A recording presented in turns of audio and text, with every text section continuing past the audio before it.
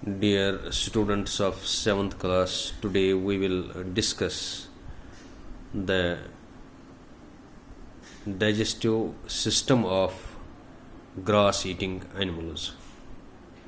जैसे मैंने आपको पढ़ाया कि ह्यूमन्स में कैसे डाइजेशन होती है, इसी तरह जो एनिमल्स है ग्रास ईटिंग एनिमल्स, जिसमें काव आता है, बेफलो आता है या बहुत सारे जानवर है जो घास खाते हैं, इनमें कैसे डाइजेशन होता है। डाइजेशन में ऐसा है कि जो हमने फॉर एग्जांपल यहाँ पर गाय ले ली, इसका जो डाइजेस्टिव सिस्टम है इसमें भी माउथ है और इसके बाद ऑसोफेगस जो फूड पाइप होती है, इस जगह को ये जो है ये स्टमक होता है। स्टमक में इसके 4 कंपार्टमेंट्स होते हैं जिसको रूमन कहते हैं। रूमन ये होता है और रेक्टिकुलम, ओमासम एंड एबोमासम, ये 4 कंपार्टमेंट्स होते हैं इस स्टमक में।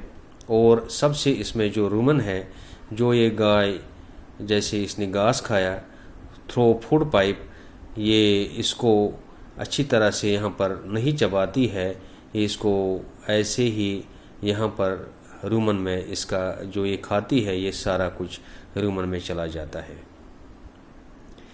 इसके बाद क्या होता है, जब इसने घास खाना बंद किया और उसके बाद ये जो है यहाँ पर जिसको हम जो सेमी सॉलिड होता है जिसको कड कहते हैं, यहाँ पर ये जमा होता है। उसके बाद ये इसको फिर मुंह में वापस लेती है और उसमें फिर अच्छी तरह से चबा के फिर ये वापस आता है।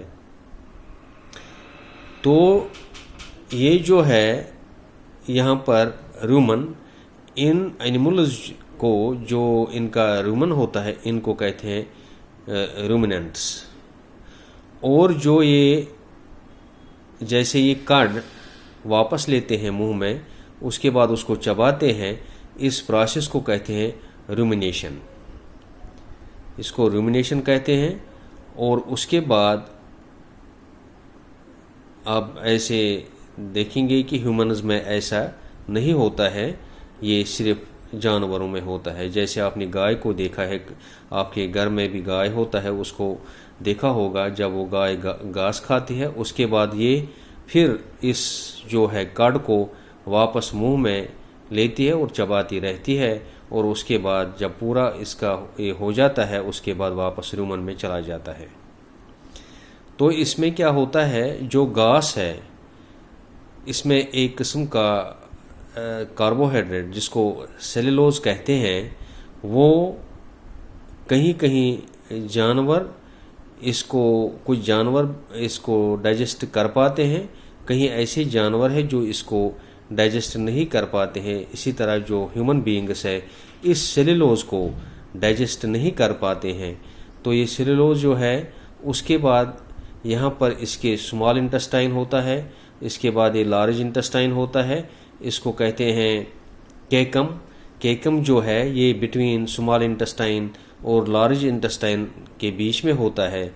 और केकम में क्या होता है, इसमें कुछ बैक्टीरिया होते हैं जो ये सेलुलोज है इसको डाइजेस्ट करते हैं। उसके बाद ruminants have a large sac structure called caecum between the small intestine and large intestine. The cellulose of food जो है वो यहाँ पर डाइजेस्ट होता है। कैसे? By the action of certain bacteria. इसमें कुछ बैक्टीरिया होते हैं जो इसको एक्शन करते, इसको डाइजेस्ट करते हैं। और जो ये बैक्टीरिया होते हैं ये ह्यूमन्स में नहीं पाए जाते हैं।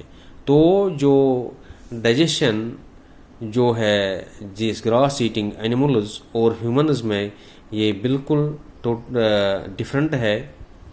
तो वहाँ पर आपने देखा होगा, वहाँ कंपार्टमेंट्स जो है वहाँ पर फॉर एग्जांपल माउथ है, बकल कैविटी है, फूड पाइप है या जिसको ऑसोफेगस भी कहते हैं, उसके बाद स्टमक आता है, उसके बाद small intestine, large intestine, rectum और अनस।